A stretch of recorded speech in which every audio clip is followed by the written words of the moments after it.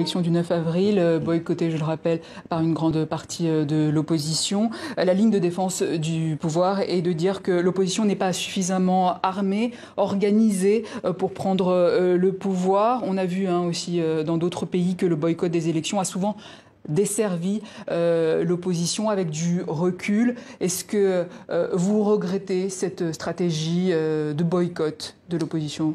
Ceci est un vieux discours du régime qui s'est assis sur le pouvoir par un coup de force et qui maintenant remet la responsabilité sur le dos des opposants djiboutiens.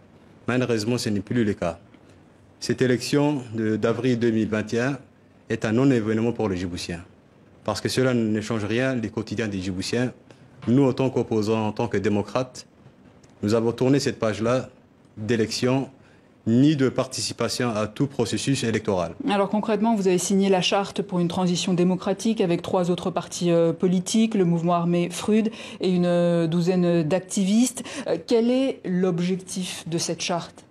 L'objectif de cette charte, c'est, devant le constat d'une alternance démocratique impossible, car le président a changé la constitution du pays en 2010 pour s'octroyer une présidence à vie, devant la misère de notre peuple. Avec une limitation d'âge?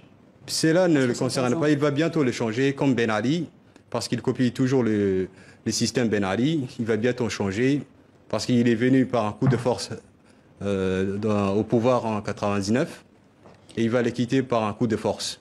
Nous, en tant qu'opposants djiboutiens, on a réfléchi, on a décidé de préparer après le régime. Donc dans 5 ans? Non. Cela peut prendre 2 ans, cela peut prendre 1 an. C'est-à-dire, vous allez faire partir le président Guelleh? Nous allons le faire partir par la rue? Par tous les moyens légaux garantis par la Constitution de Djibouti et les conventions internationales. C'est-à-dire? C'est-à-dire par les luttes multiformes. C'est la charte de transition que nous avons signée en février 2021 regroupe toutes les forces vives de la nation. C'est pour faire un élan à un sursaut national, pour rassembler toutes les forces vives de la nation afin d'éviter un chaos prochain. Et malgré ce régime que vous qualifiez de répressif, vous irez jusqu'au bout? Jusqu'où irez-vous? C'est un régime assis comme une carte. Il va bientôt tomber, nous le savons très bien, nous en tant qu'opposants djiboutiens. Ce régime-là, il est assis aujourd'hui sur le pouvoir à Djibouti par un soutien. Il ne possède aucune armée. Le soutien de qui? Par un soutien étranger. Tout honnêtement, par un soutien étranger et aussi par, comment dirais-je, la répression également.